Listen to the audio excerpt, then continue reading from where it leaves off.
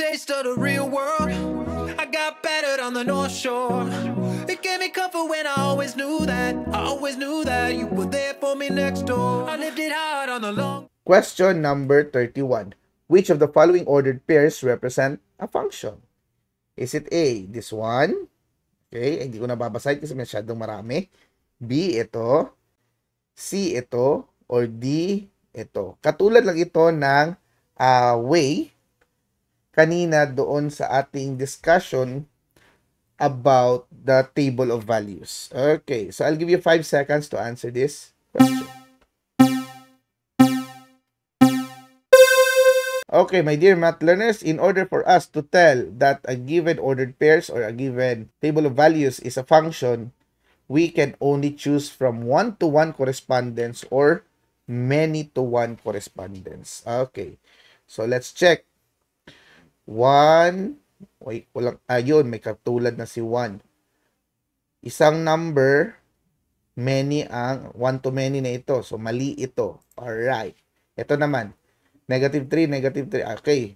1 value, negative 3, pero many ang naging range niya. Mali din yan. C, 1, 2, 3, 4. 2, 3, 4, 5. Okay. So, ibang range, iba din ang domain. Or ibang domain, ibang range. So, therefore, this is a one-to-one correspondence. This is a function. Okay. So, we already got the correct answer for our problem, my dear math learners. Ayan. I hope you got that one. Question 32. Jana can type 60 words per minute. How long will she finish typing a story with 5,400 words? Is it A, 60 minutes? B, 30 minutes, C, 54 minutes, or D, 90 minutes? I'll give you 5 seconds to answer this question.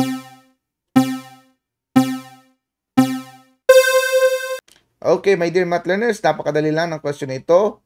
1 minuto, 60 words. So, ilang minuto para sa 5,400 words? Very simple. Ang gagawin mo lang dito is to divide.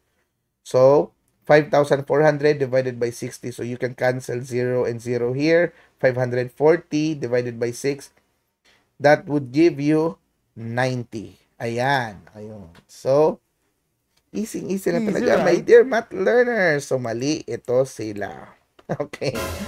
I hope you got that one. Now, let's go to question number 33.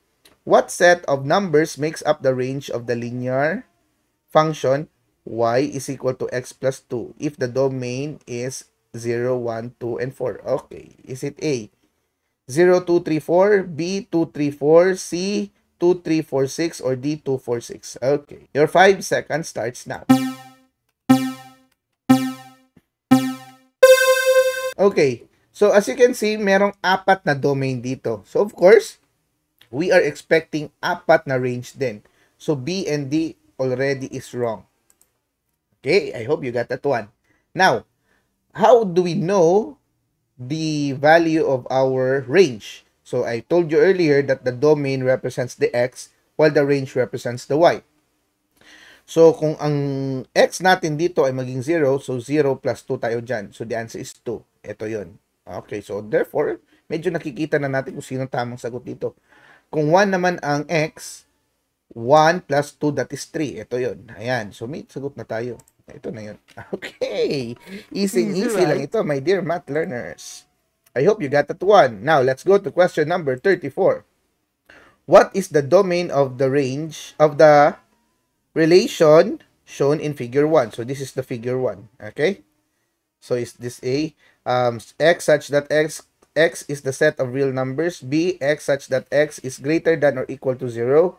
C, x such that x is greater than 0. Or D, x such that x is less than or equal to 0. Okay, I'll give you 5 seconds to answer this question.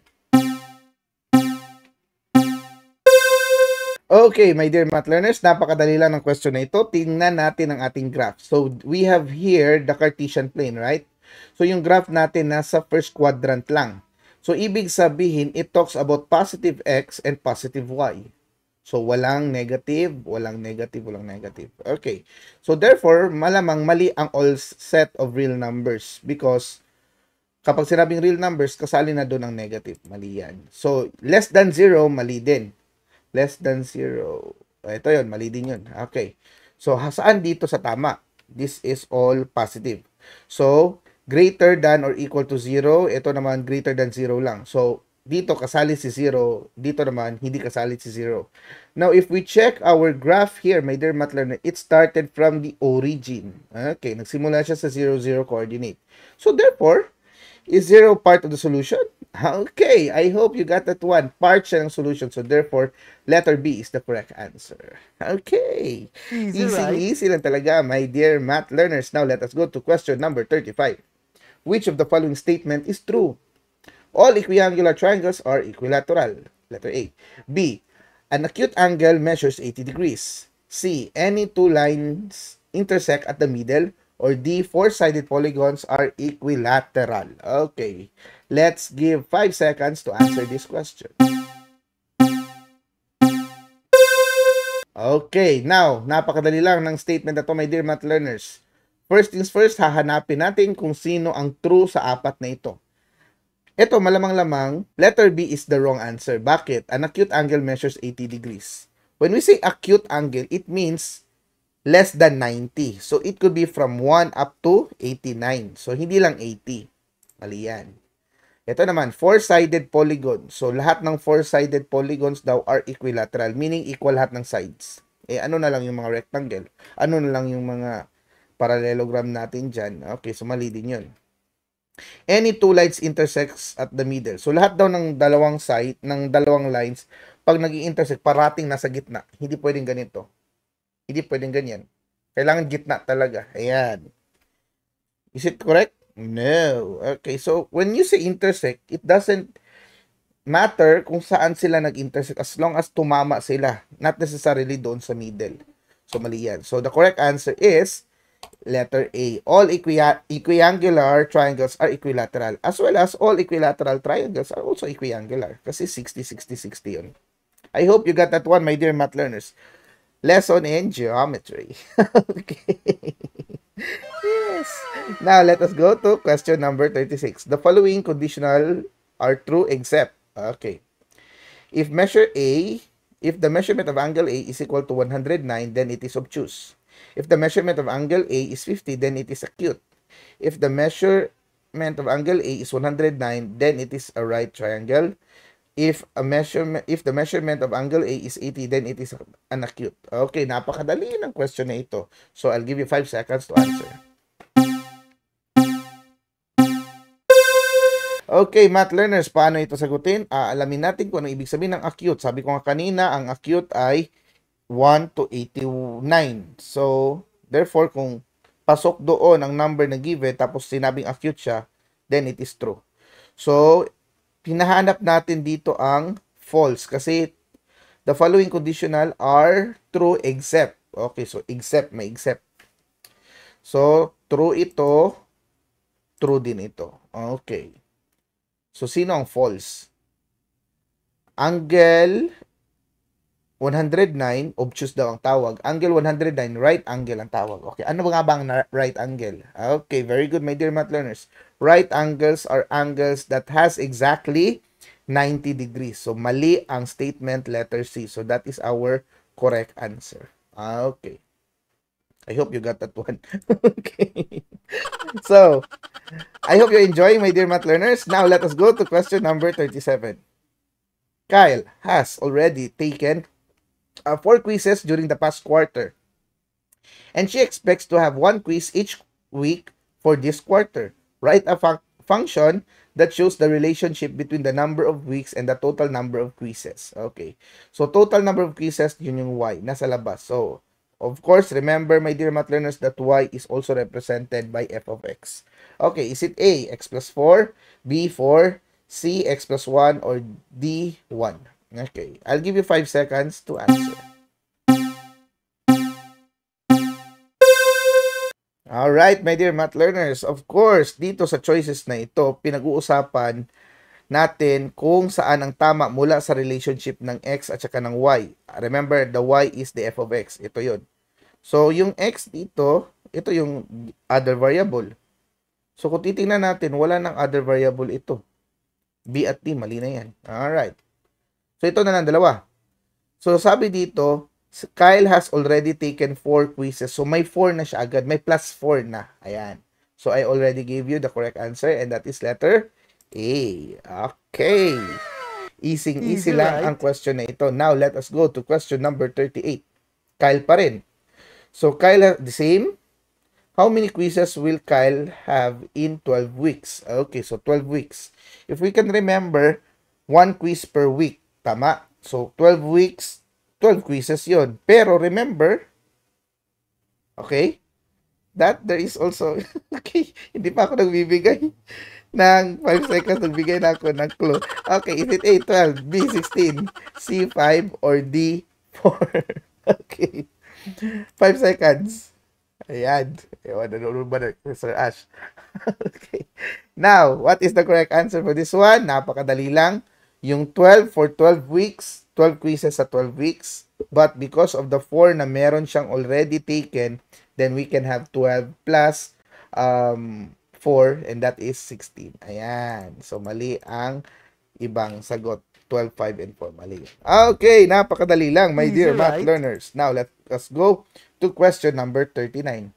An L300 van rental charge is 1,000 per day. Okay, may bayad, may bayad sa rent per day plus 5 pesos per mile traveled.